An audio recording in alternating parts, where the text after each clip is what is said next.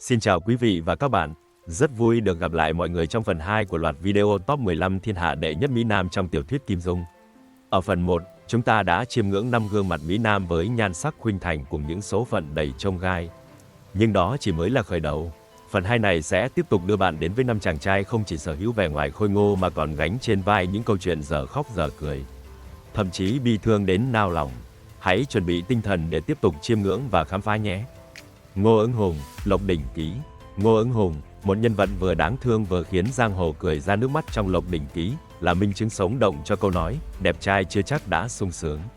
Là con trai của Ngô Tam Quế, vị tướng khét tiếng trong lịch sử, Ngô Ứng Hùng được kỳ vọng sẽ là một thiếu gia tài hoa, phong nhã, nhưng tiếc thay, cuộc đời anh lại lắm trái ngang. Theo lệnh cha, Ngô Ứng Hùng đến Bắc Kinh để kết thân với Kiến Ninh công chúa, một nhân vật vốn không phải dạng vừa khi nói về độ bá đạo. Nói về nhan sắc của anh, thậm chí Vi Tiểu Bảo, bậc thầy bốc phép cũng phải công nhận rằng Ngô Ứng Hùng đẹp trai ngang hàng với Phan An hay Tống Ngọc. Lần đầu xuất hiện ở Bắc Kinh, Mỹ Nam họ Ngô khiến cả thành náo loạn, hàng ngàn cô nương chen chúc nhau để nhìn ngắm anh. Thậm chí nhiều người xô đẩy quá mức dẫn đến ẩu đả. Đẹp trai đến mức gây ra tai nạn giao thông quả thực không phải ai cũng làm được. Nhưng đời chẳng bao giờ dễ dàng với những người đẹp trai. Ngô Ứng Hùng, với vẻ ngoài rực rỡ, lại rơi vào vòng xoáy tình yêu đầy hiểm họa với Kiến Ninh công chúa. Nếu Dương Quá trong Thần Điêu Đại Hiệp bị Quách Phủ chặt mất một tay, thì Ngô Ứng Hùng còn thảm hơn nhiều, không những bị ép làm chồng hờ của công chúa, mà còn bị nàng chơi một cú chí mạng, tước đi khả năng làm đàn ông. Khi mọi chuyện ngã ngũ, người ta chỉ biết nhìn anh và thở dài, mất một tay còn làm anh hùng được, nhưng mất cái kia thì thành bi kịch đời người. Số phận của Ngô Ứng Hùng là câu chuyện đầy màu sắc, vừa hài hước vừa bi thương. Từ một công tử phong lưu, Mỹ Nam bậc nhất, anh trở thành minh chứng cho quy luật, đẹp trai không phải lúc nào cũng là cái phúc. Chuyện đời của Ngô Ứng Hùng, một Mỹ Nam đen đủi bậc nhất trong tiểu thuyết Kim Dung, mãi là bài học cảnh tỉnh cho giang hồ. Tống Thanh Thư, Ỷ Thiên Đồ Long Ký. Tống Thanh Thư, một trong những nhân vật đáng nhớ của Ỷ Thiên Đồ Long Ký, được giới giang hồ ca tụng là văn võ song toàn, đẹp trai hết phần người khác. Là con trai của võ đang thất hiệp Tống Viễn Kiều, ngay từ khi xuất hiện, Tống Thanh Thư đã mang theo ánh hào quang rực rỡ, khiến ai gặp cũng phải ngưỡng mộ. Kim Dung từng miêu tả rằng Tống Thanh Thư sở hữu ngoại hình anh tuấn hiếm có. Ngay cả Ân Ly, người vốn si mê Trương Vô Kỵ, cũng phải thừa nhận rằng nếu so với Tống Thanh Thư, Trương Vô Kỵ chỉ đáng đứng hàng thứ hai. Không chỉ có vẻ ngoài xuất sắc, Tống Thanh Thư còn thông minh, mưu lược, đủ để thành công vang dội nếu đi đúng con đường. Nhưng, đời không như là mơ, vì một chữ tình, cuộc đời của anh nhanh chóng rẽ lối, bước vào bóng tối không lối thoát. Tất cả bắt đầu khi Tống Thanh Thư chót phải lòng Chu Chỉ Nhược, một bóng hồng tuyệt sắc nhưng lại đầy tham vọng.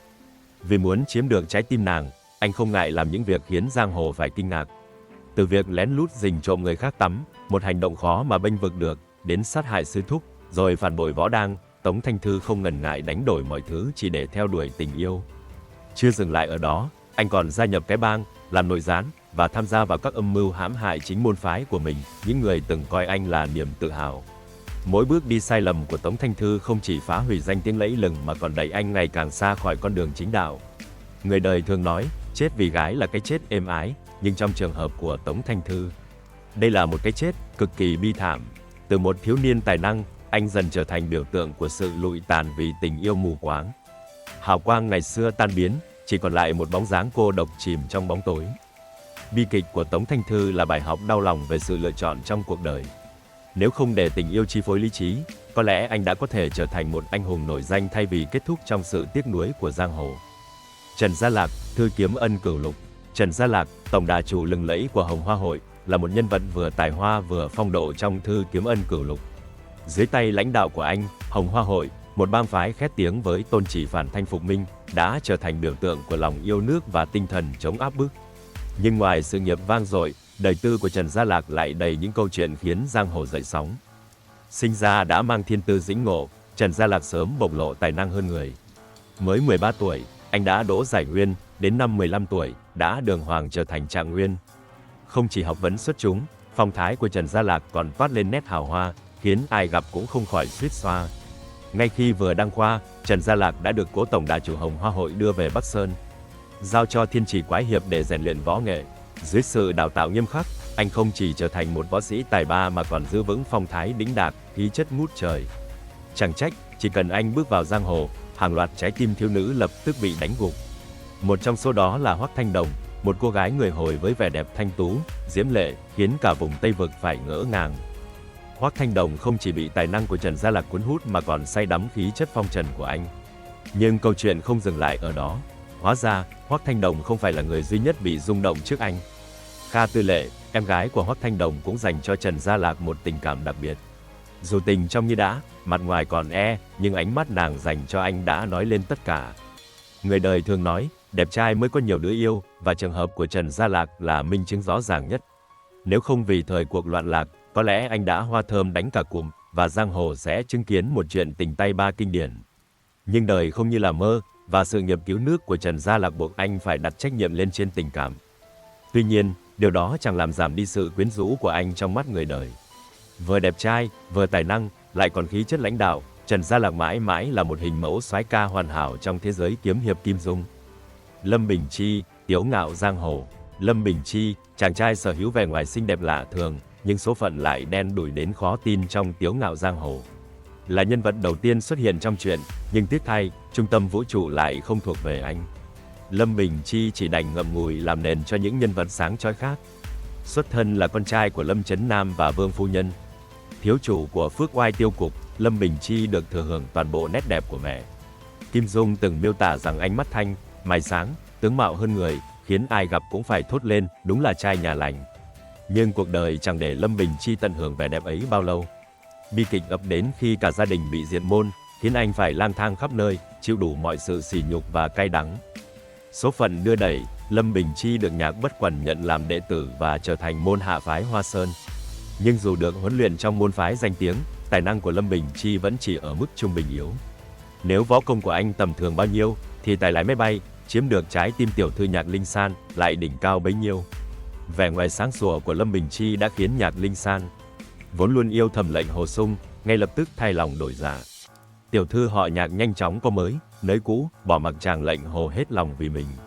Đúng như người ta thường nói, tình yêu không tự nhiên sinh ra và cũng chẳng tự nhiên mất đi, nó chỉ chuyển hóa từ chàng trai ít đẹp trai hơn sang chàng trai đẹp trai hơn mà thôi. Thế nhưng, đừng vội mừng cho Lâm Bình Chi, cuộc đời anh chẳng khác gì một vở hài kịch đen tối. Sau khi cưới được Nhạc Linh San, mọi thứ không những không tốt lên mà còn trở thành bi kịch lớn hơn. Những toan tính, âm mưu của Lâm Bình Chi cuối cùng không chỉ khiến anh mất đi tình yêu mà còn đẩy anh vào con đường tuyệt vọng. Lâm Bình Chi, một nhân vật đẹp trai nhưng đầy bất hạnh, là lời nhắc nhở về việc cuộc sống không chỉ dựa vào vẻ ngoài. Anh mãi là một ví dụ điển hình cho câu nói, đẹp mà không có số cũng vô ích. Dương Quá, thần điêu hiệp lữ. Trong tiểu thuyết Kim Dung, đẹp trai nhưng bị dìm hàng là điều không hiếm gặp. Không chỉ các nhân vật phụ, mà ngay cả nhân vật chính cũng không tránh khỏi số phận đen đủi. Và Dương Quá, chàng trai tài năng của thần điêu đại hiệp, chính là một ví dụ điển hình. Từ nhỏ, Dương Quá đã thừa hưởng gen trội từ người cha Dương Khang, một trong những mỹ nam phong lưu của anh hùng xạ điêu. Khi trưởng thành, Dương Quá nhanh chóng thu hút một đội hình fan nữ toàn những cực phẩm của giang hồ, nổi bật nhất phải kể đến Tiểu Long Nữ, Băng Thanh Ngọc Khiết và Trình Anh, đáng yêu nhưng đầy cá tính. Tuy nhiên, đời không phải lúc nào cũng màu hồng, số phận của Dương Quá giống hệt như đường chỉ tay trên lòng bàn tay anh, luôn bị khuyết một chỗ. Đầu tiên, Dương Quá phải chịu cảnh đổ vỏ cho Doãn Chi Bình. Một kẻ vừa gian xảo vừa đáng ghét, Tiểu Long Nữ bị hãm hại, nhưng anh phải gánh mọi đau khổ và chịu tiếng oan. Tiếp theo, trong một khoảnh khắc nóng nảy, Quách Phù tiện tay tặng cho anh một nhát kiếm chí mạng, khiến anh mất luôn cánh tay phải. Nhưng cuộc đời Dương Quá chưa dừng lại ở đó, sau tất cả, anh còn phải trải qua 16 năm dài đằng đẵng chờ đợi để được đoàn tụ với người yêu. Dẫu vậy, nếu so với những người đẹp trai khác trong tiểu thuyết Kim Dung, số phận của Dương Quá vẫn còn được coi là khá khẩm. Dù bị thương tật và trải qua muôn vàn đau khổ, cuối cùng, anh vẫn có Tiểu Long Nữ bên cạnh. Ít ra, Dương Quá vẫn còn cái gì đó để tự hào, điều mà Ngô Ứng Hùng, nhân vật khác cũng bị dìm, có lẽ chỉ biết ước mơ. Dương Quá, một mỹ nam điển hình của thế giới kiếm hiệp, không chỉ là biểu tượng của tài năng và nghị lực mà còn là minh chứng sống động cho câu nói, đẹp trai không bao giờ là một cái phúc trọn vẹn. Phần 2 của Top 15 thiên hạ đệ nhất Mỹ Nam đã đưa chúng ta đến với những câu chuyện đời đầy thăng trầm của các nhân vật nổi tiếng trong thế giới kiếm hiệp Kim Dung. Ai là người bạn ấn tượng nhất trong danh sách này? Đừng ngần ngại để lại bình luận chia sẻ cảm nhận của mình nhé. Và hãy nhớ, vẫn còn những Mỹ Nam khác đang chờ bạn khám phá trong phần 3. Nếu bạn yêu thích nội dung này, hãy nhấn like, đăng ký kênh và chia sẻ với bạn bè để chúng ta cùng lan tỏa tình yêu kiếm hiệp. Xin cảm ơn và hẹn gặp lại các bạn ở phần cuối trên kênh Nagi Kiếm Hiệp và Huyền Sử.